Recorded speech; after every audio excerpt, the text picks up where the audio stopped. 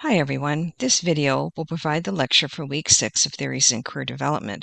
We're focusing this week on adult career crises and transitions, which is covered in chapter 10 of the textbook. And just a little aside, this is really one of my favorite modules and topics in this course. So we want to be looking and thinking about adult career crises and transitions in this module. And the term transition refers to movement from one stage to another. For example, in Super's model, crystallizing to specification to implementation, each of these involves some change or adaptation on the part of the individual. So although change can refer to a specific event that is happening, for example, a layoff, transition actually refers to the process that takes place around that specific event. So sometimes these changes can create crises, and often when clients come to see you, they're in one way or another in some form of crisis because they, let's say, need to find a job and they can't find one, and that likely is having big impacts on their life. So the idea of a crisis refers to a situation that has arisen suddenly. It could have been something developing for a while, but it's suddenly come to some kind of a head. And in this case, the person must develop new ways of coping. Whatever they've done as part of the status quo in their life is not sufficient. If they've lost their job, they can't just keep getting up every day and going out somewhere and not actually finding a new job. So it requires some kind of new steps or new coping. And when we think about it as a crisis, this tends to be more sudden and disorienting for the individual. So, for example, unexpected job loss, obviously, we can see that could pose a crisis and requires some transition, some kind of process to handle the situation. We're going to look at a number of different theorists in this module, and Nancy Schlossberg is one of the primary theorists that is covered in Chapter 10. She talks about 4 different types of transitions. Anticipated transitions are ones that will happen during the lifespan of most people. So we expect that most people will go to school, will eventually leave school, will start working. Other anticipated events might be, getting into a family unit, having children, or, other parts of life. We anticipate that at some point someone needs to retire as they get older. So these are things that are generally seen in our social context as being normal, anticipated events that might happen. Unanticipated events are ones that are obviously not expected. The untimely death of, someone that's quite young, whether it's a parent or a sibling or whatever, that's an unanticipated event. Losing one's job not long, let's say, after getting it. Maybe you got your job and 6 months later you got laid off. That happened to me once. Once you get hired in a job, you kind of think I'm going to be here for a while, but then this happens and it's unanticipated. And we can see how that obviously would create a lot of stress for some people. Chronic hassles are stressful situations that are ongoing and continual. So working, let's say, in a job that maybe the person is not getting along very well with their manager, or they're in kind of a hostile work environment. They stay there for a long time, but it has an impact on the individual to have these kind of chronic hassles every day, even if they have a stable job, even if they enjoy the work. There may be other factors in that environment that are going on every day. And then there's also the idea in Schlossberg's model of non-events, and I find this very intriguing. This is something that the individual wants to happen, but it doesn't occur. So, if we, let's say, lose our job or there's an untimely death, people can rally around us in our lives and support us and encourage us, hopefully. With a non-event, there is no acknowledgement of how that can stress the individual. So someone may, hope over a period of time that they're going to get promoted, that they're going to have upward mobility in an organization, and that doesn't happen. And bit by bit, the sense of disappointment creeps in, and there's no acknowledgement that that doesn't happen. There's no supports around that necessarily, unless the individual obviously consults with someone like a CDP. So these are important categories that are in Schlossberg's 4 types of transitions. And as you're working with clients who are struggling with changes, you might help them to think about where do the events that they're struggling with, where do they fit? And it's understandable that unanticipated and chronic hassles and non-events all could create stress for an individual. Another model in the chapter is Hobson and Adams, and they talk about also different types of transitions, but in a different way. They talk about voluntary transitions. This is an event that occurs through deliberate choice by an individual. So the person may actively seek out a promotion into a job that's a lot more challenging. That doesn't mean that because they chose it, it's not stressful. A lot of people choose to have children, but it still can be a very stressful event. Involuntary events are ones that occur due to external factors, and there's no choice in them by the individuals. So, some impact of globalization may be resulting in a factory being closed and the individual is laid off and they've lost their job. They don't have any choice uh, in that scenario. There is some thinking that, and it makes sense, that involuntary events in which we don't have any control can and often are much more stressful than voluntary events, even if those things we choose cause us some stress. So anticipated crises can be predictable. Unanticipated crises are not predictable. So again, what's an anticipated crisis? Well, let's say the individual gets, they are told that there's going to be downsizing and shuffling taking place within their organization, and when that's going to happen.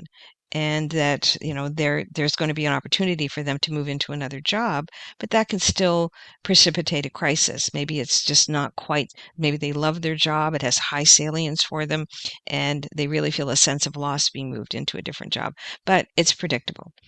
Unanticipated crises are not predictable. So again, some of the examples I gave of, an untimely death, an unexpected sudden, you just come in one day and your job is gone. That wasn't predictable. That wasn't something anybody could see coming. So Schlossberg categorizes the impact of different events on life roles, such as career, marriage, parenthood.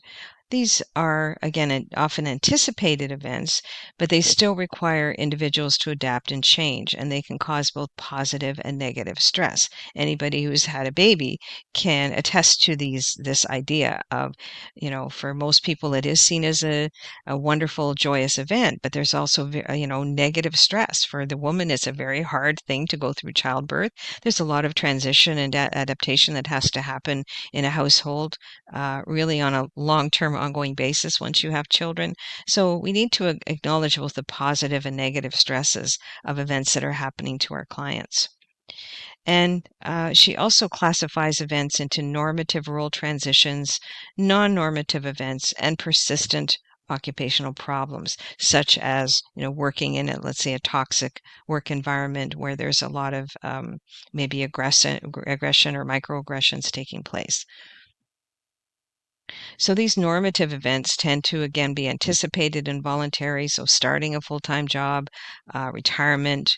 Normative events become crises usually only when they're unanticipated. So someone who's forced into early retirement may find that to be a crisis because they didn't want to stop working quite that soon. Their role had high salience for them and they expected to stay in it much longer. Examples of normative events include a school to work transition, a new role at work, moving to a new organization, changing jobs. Changing professions today is now seen as normative, and of course, retiring. But as I mentioned, even expected normative events can be stressful. And there's a very well-known stress inventory, the Holmes Rahe stress inventory, that's been out there for a very long time. If you'd like to give that a try, and you can also use it with your clients, you might want to go to this website. You can't click on it here, but I posted it as a separate link under week 6. So this shows how even normative events like going on vacation can cause stress. And it's important to acknowledge these when we're working with our clients. Non-normative career events are more likely to become crises, of course, than normative events, as they're often anticipated. Again, losing your job, even an unexpected promotion, can, create a crisis because the person is thrust into a job maybe they didn't really want with more responsibility, and that was the only option available to them. Being unexpectedly transferred, having to, let's say, suddenly change locations completely, or being demoted.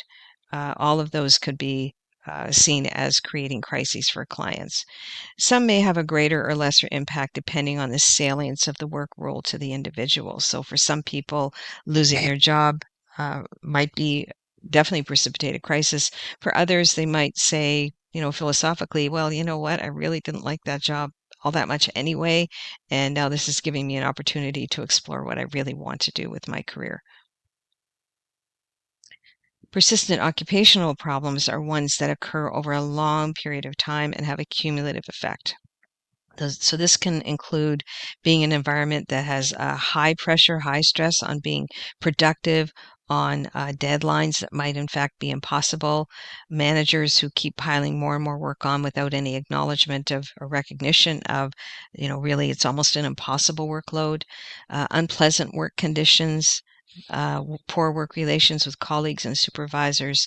So these are things that can build up over a long period of time and also cause a lot of chronic stress and have a cumulative effect for some people.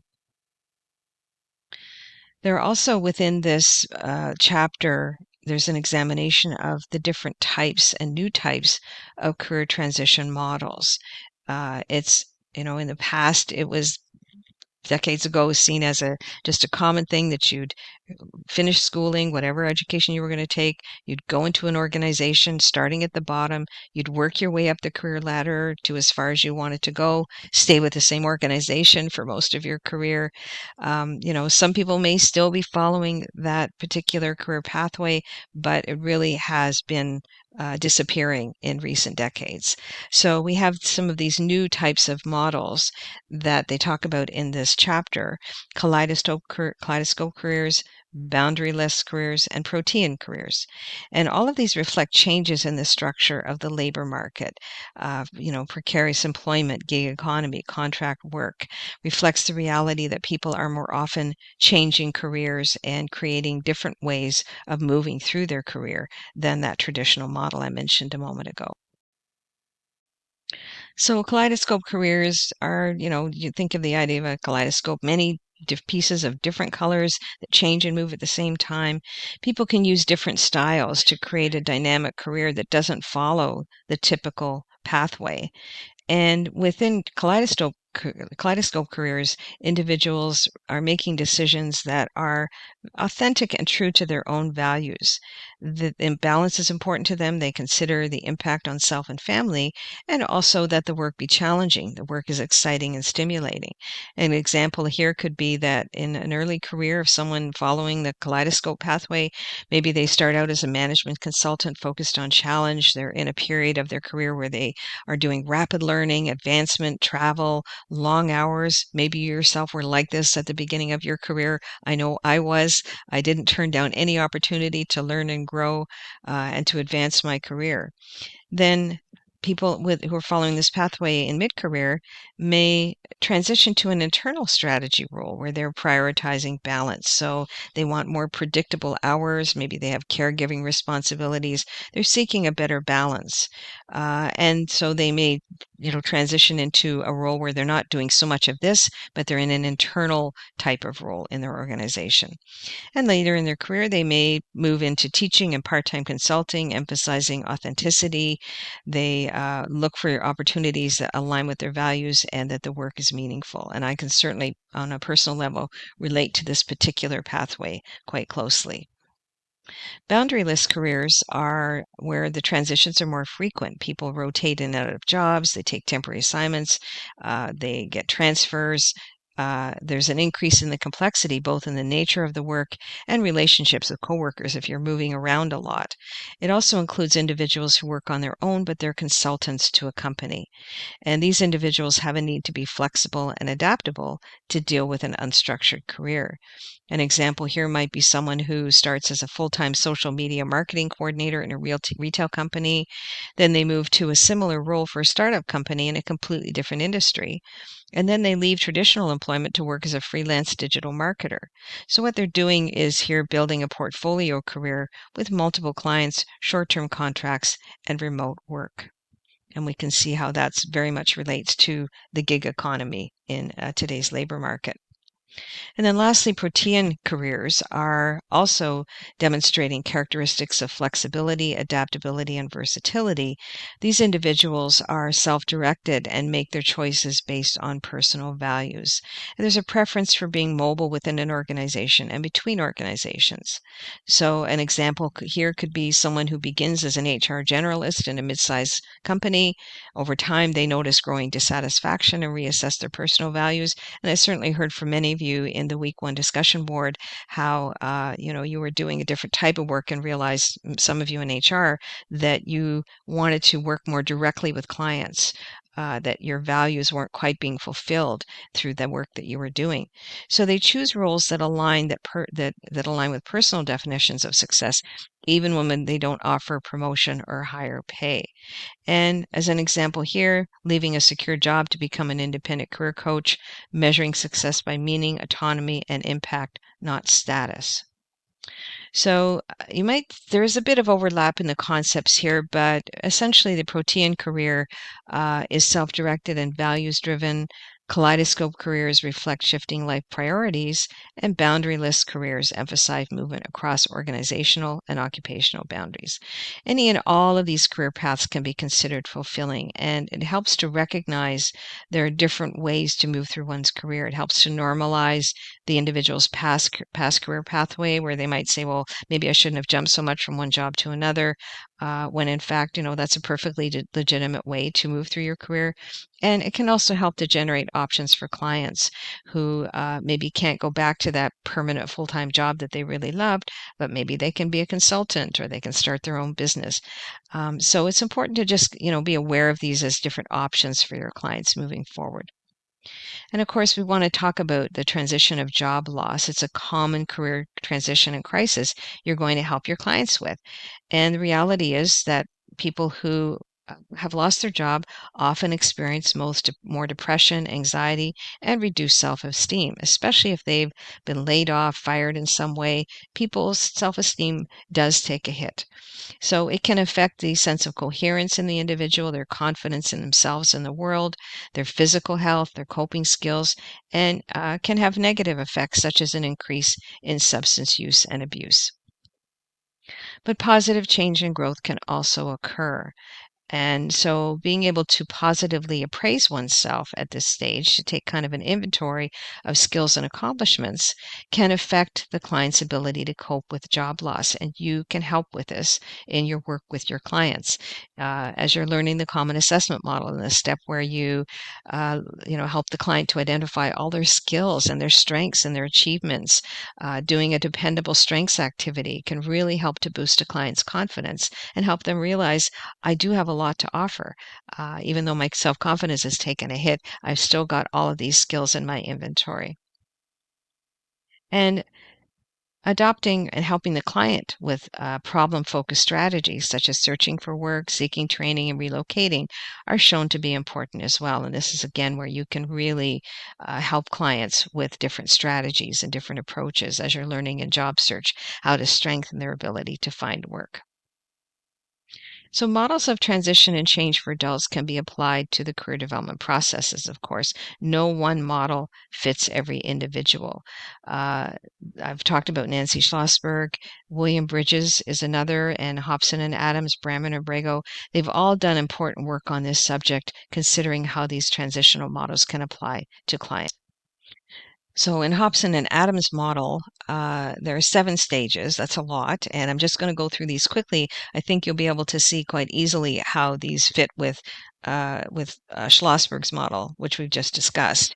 So, of course, immobilization, that initial shock, the person is overwhelmed, unable to make plans or respond, feeling like that deer in the headlights. Oh, I can't believe I lost my job. Minimization, the person tries to make the change seem smaller than it is, may deny that the event is taking place at all. So this could look like, well, I'll just get another job, pretty quickly. I don't need them. and even denying that the event is taking place. When I worked in the hospital years ago, it was clear that there were going to be some layoffs and restructuring, and it was even announced this will be the day in which we will be telling you what's going to happen to your job. And you could kind of see where some areas things were going to happen, but there were still a lot of people who were very, very shocked that they just, yes, I understood this was going to happen. I just didn't think it was going to happen to me. Self-doubt, the person starts to doubt themselves and their abilities, experiencing anxiety. They start to let go at some point. We start to move through those feelings, let go of those negative feelings, accept this is what's happening, and thinking, well, I better just get on with it and start looking at what I need to do. And then testing out, trying out, working with a CDP, taking steps to start looking for work. And hopefully in this stage, the individual begins to gain a new sense of purpose and energy, a belief in their ability to handle the transition and move forward from what has happened. And then ultimately, if we move through all these stages, there's a search for meaning. The person seeks to understand how things have changed and tries to make sense of the situation, and eventually internalizing and absorbing that transition and moving on from it. So the person has developed new coping skills and grown emotionally, spiritually, and cognitively as a result of going through the crisis. Schlossberg also outlines 5 phases of reactions. Again, you can see a lot of overlap with what we've already talked about: a sense of disbelief, a sense of betrayal, confusion, anger, and resolution. These are often reactions, especially to unanticipated and involuntary transitions. And William Bridges' model, which I particularly love, refers to the idea of endings, neutral zone, and new beginning. So acknowledging that an ending has taken place is the first step, as opposed to, I'm just going to start something new. If you've never read Bridges' book, Transitions: Making Sense of Life Changes, I really encourage you to look at that. It's based on the model of personal change. There's another one that looks very similar that's about change within organizations. So if you go and get his book, look for the one that says Transitions: Making Sense of Life's Changes.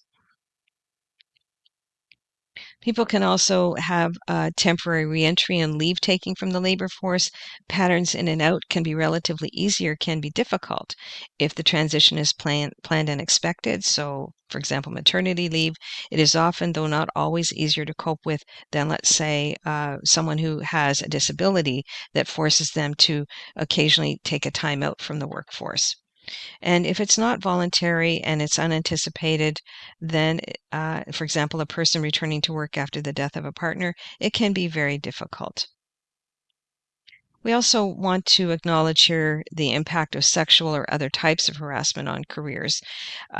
There's lots of research out there on the impact of this and what the statistics are.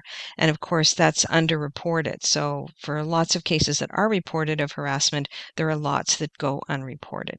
And often victims just leave their jobs without saying anything. There's tension in the workplace for a long time, often while this is going on in the background.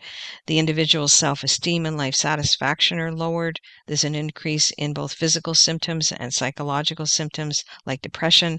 And the reality is that not all organizations are supportive of victims, and the process of charges can take a long time. Some people who are responsible for dealing with this process, are inclined to wish it would just go away or to try and minimize it, the impact on the individual. And so things are changing, but they're not changing quite fast enough. Career crises that might affect culturally diverse populations: microaggression and outright discrimination, abusive or insulting language, poor pay or small raises, lack of advancement. And there's lots of research to show that it's, double jeopardy if you're a female and a member of a minority group. So again, these are factors that your clients may sometimes be reluctant to raise, but it's important to explore these ideas, and we want to ensure particularly that the client ends up in a better setting. And then lastly, just thinking about your own issues as a counselor, your own experiences of transitions can influence your perceptions of the client's transitions and reactions. It's important to remember that people experience transitions differently within their own unique context. So, in the past, job loss may have been devastating for you, and you bring that perception when the client says, I lost my job, and you say, oh, I'm so sorry. And then the client says, well, actually, yes, it's hard, and I lost my income for a while, but I really disliked that job and I was actually being badly harassed. So, I'm looking forward to finding a better opportunity now. So they have a better and different perspective on it than you do. So it's important not to project your own experiences onto what the client is experiencing. Obviously, people can experience the same transitions differently. So job loss can be a disaster for some, a blessing for others. And it's essential to validate the client's experience, not minimize their feelings or try to rush them through the transition. And remember that idea of being where the client is. We want to be with them in their experience of how they're feeling right now, and also gently try to provide tools to move them forward from where they are. And it's important for you to seek counseling yourself if you're in a transition, in a crisis that is, distracting you, that's making you feel emotional. It's that, we must be careful. In fact, it's an ethical requirement to not let our own reactions impact our clients. So you're required to recognize when you might be compromised by what's going on in your own life. And I'll just close with an example. Many years ago, I worked with a colleague whose mother passed away, and it was a long, very painful, passing. She had to take some time away to be with her mother during this period. And then when she came back, we worked in the counseling office at that point, and students would sometimes come in having crises.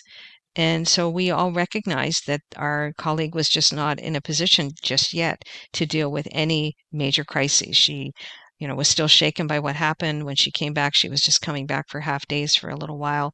And so we all agreed that for the time being, we would not expect her to take any crises, any urgencies or emergencies that came in. And she requested that, and we were all perfectly fine with that idea.